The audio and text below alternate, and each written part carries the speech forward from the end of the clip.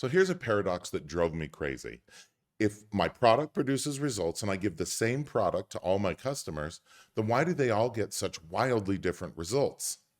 It turns out the answer is found in an experience you've almost certainly had, and it leads to a whole new approach to customer success.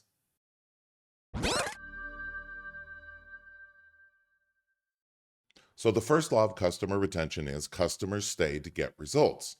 And this realization focused my thinking in a whole new direction that turned out to be very productive, actually. But what it did initially was actually just lead me to the next question, which is, well, if customers stay to get results, then why do customers get results?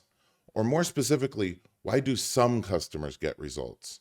Because they don't all get results. And in fact, the variation in results is one of the most interesting factors in customer success because customer results are all over the place. And this is actually a kind of paradox because if we provide the same product to all our customers, then why don't they all get pretty similar results? That's an interesting problem.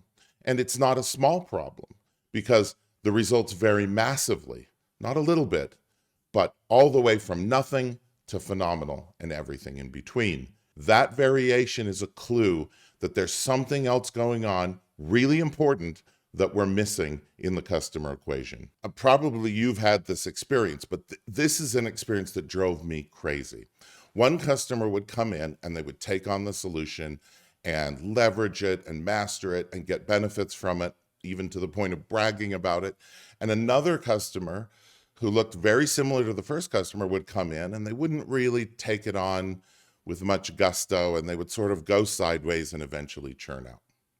And that variation drove me crazy because I couldn't understand what was the cause of the difference. Why such different results from the same product and pretty similar customers? Well, that experience kind of highlighted for me that there's something going on. And in fact, it was obvious that the difference had to be something other than the product because they were all getting the same product. So I realized that this variation represented a fundamental problem to be solved. And that led me down a road which ultimately produced a very interesting answer, which I'll get to. And it forms the basis of the second law of customer retention. But to understand that answer, I need to explain a couple of things and take you through a couple of experiences. And the first one actually is an experience you've almost certainly had. So have you ever gotten off of a first call with a new customer and either turned to your neighbor or said to yourself, this customer is not going to make it? Now that's an interesting thing to say. And it's very likely you've had that experience, probably multiple times. And it raises an interesting question.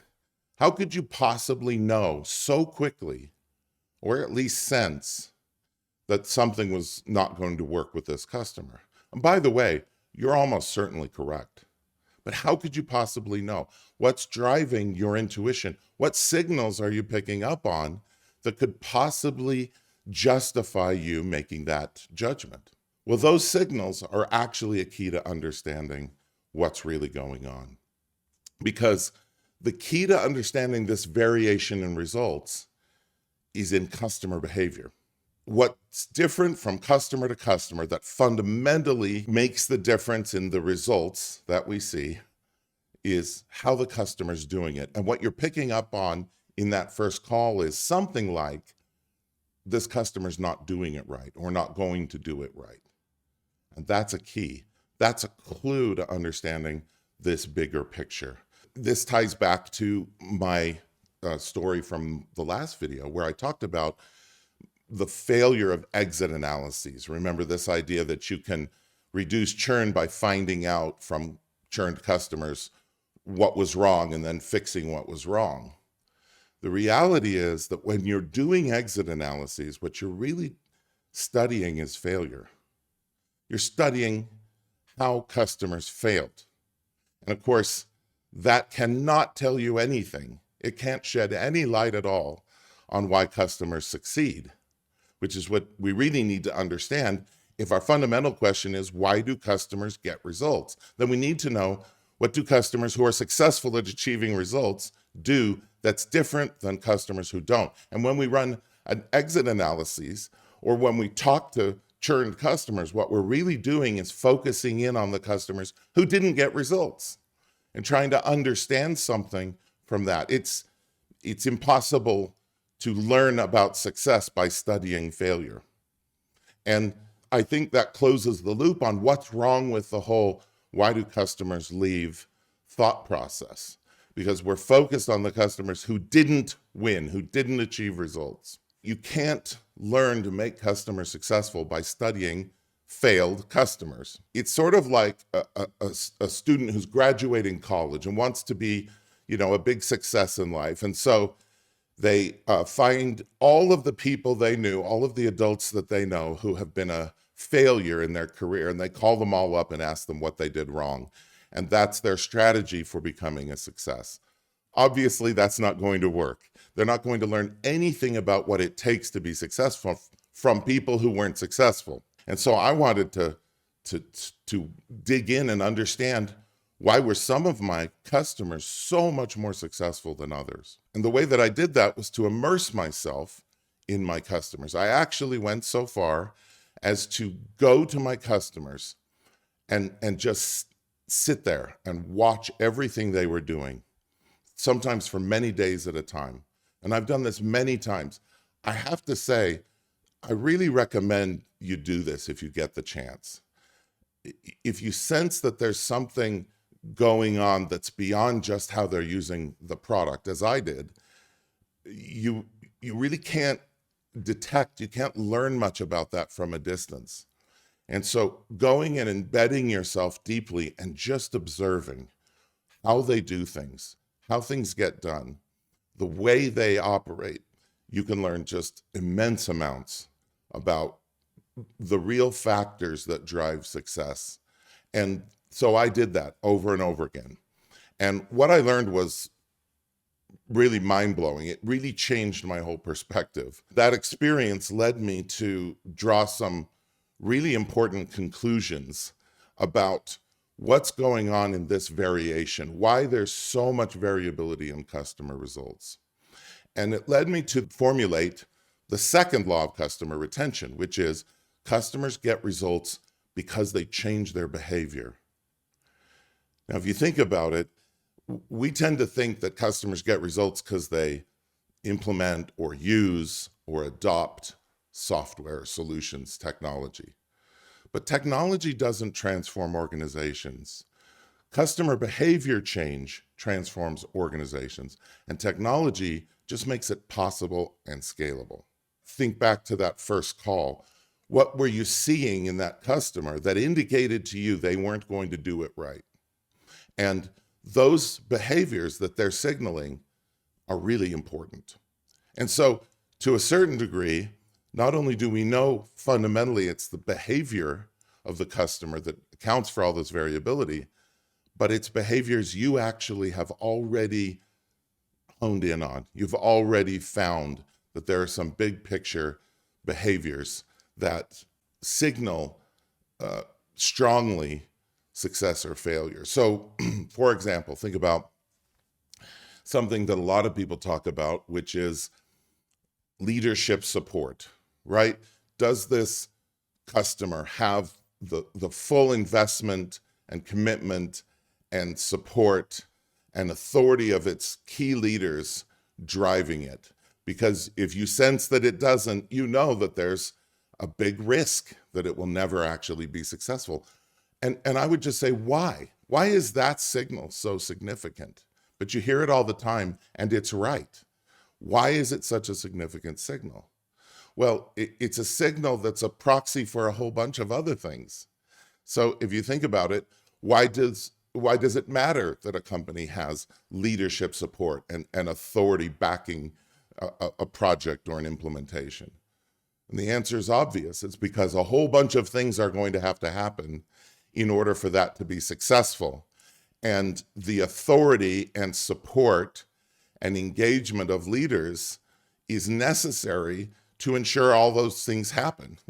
So it's not only a signal in itself, but it's a master signal. It represents a category of all sorts of behavior change, and that's fundamentally what it is. If I sense that they don't have leadership support, then what I expect is that they will also fail to do a whole bunch of the things that are going to be necessary for success. So that's one example of the kind of thing that you pick up on in that first call. And it explains the paradox too, right? Because if we're giving the same product to everybody, but they all get different results, then the only thing left is what the customer's doing, their behavior, their process, how they execute, what other things they do. So it's essential to understand what behavior means in this context, right? The conventional way to think about it is adoption, right? The customer has to adopt the product. They have to use the product, right? Utilization, adoption, etc. But the problem with that is that when you focus in on an adoption, and I think probably you've seen this in your own experience, just focusing on adoption, just getting customers to use the product at some level, well, obviously it's necessary. They can't get any results if they don't use the solution in some way.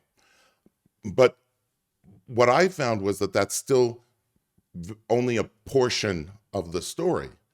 Because even, when you get the customer trained and they're able to use the product at some level, well, with one customer, they would go from that and it would just go, spiral up, become viral. Everyone would want to be involved and the thing would just really go. And then in another case, you got them to that level, but then it just fizzled and it didn't ever get beyond that level. So obviously adoption matters, but there's some dynamic going on whereby some customers, take it on and sort of pull it into their process, and others you can push and push and it never gets there. I like to say it's sort of like the feeling of pushing a piece of string. At some point, the customer has to grab it and pull. And what I wanted to understand was, why do some customers do that and others don't? What's that dynamic? So yeah, adoption is there, and we have to get enough so that we're in a position for the customer to pull on it. But we need to understand what's that dynamic, what drives one customer to do that and others not to. And so it was clear that there's something obviously significant beyond just the idea of adoption. And the other challenge with adoption is, what do you do for adoption? You train them to use it, and then just encourage. We don't have enough leverage to convince, to change the fundamental dynamic in a customer to cause them to take it on voluntarily. And so actually pushing adoption can be extraordinarily frustrating. And probably you've experienced that. So, okay, there's something beyond just the use of the product itself. And those are the behaviors that I'm really focused on. What's that other layer? What goes on beyond the adoption and engagement with the product itself? So what I learned when I embedded myself deeply in my customers was that there are certain behaviors that are essential, that are the key leverage points for driving results. And it wasn't obvious initially what those were. And the reason is that when you study successful customers, I think you'll find what I found, which is that successful customers aren't just better at using your solution or making it or leveraging it or getting results from it. They're actually better at everything. So when you look at successful customers and you observe how they behave, there's almost no dimension of their behavior that you can't point to that and say, that's effective, that's better. I wish all my customers did that. They're really good at X, Y, and Z. And so at least initially, you can look at successful companies and think, man, they're better at everything. So maybe it's everything, right? Maybe what it takes to get really good results is that you just have to be better at everything. Well, the longer I looked at it, the more convinced I became that's not true. Now, it is great when a company is good at everything. Obviously, there will be many other benefits to being that effective, that well managed, way beyond just the thing we're doing with them.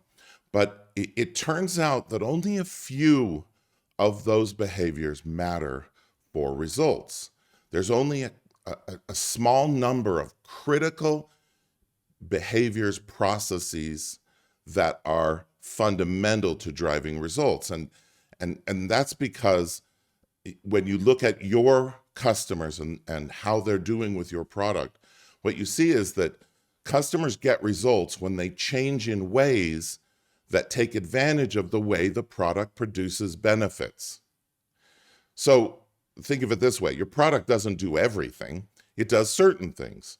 Therefore, not every behavior or every process that a customer has relates to the way in which your solution product offering produces benefits. And so the behavior changes that matter are the ones that are related to the way in which they extract value and results from your product. And that's a critical first step in understanding that the scope of what is essential for customers to get results is limited to the behaviors they have that allow them to take advantage of the way your product produces results. Okay, so that's a key piece. And it connects to another thing that is very interesting that we see in the data, which is that, yes, the fundamental differentiator, the primary, biggest, best predictor of long-term retention is customers who got measurable results. But what's fascinating is that the amount or degree of results they get isn't nearly as sensitive. So that is to say, customers who got very small amount of measurable results still stay massively longer than customers who got no results. So another way to narrow the range of critical customer behaviors that we're looking for is also to see that the most important behaviors as it relates to customer retention are those that help them get their first results, to go from no results to some results. So once again, successful companies tend to be good at everything, better at everything. But the only behaviors that matter are, first, those that relate to the way your solution produces benefits, and second, the behaviors that are at the most basic level for them to begin getting measurable results. Once customers achieve their first measurable results, our data shows that they're already going to stay massively longer than customers who don't. So do customers that go from some results to phenomenal results stay even longer? Yes.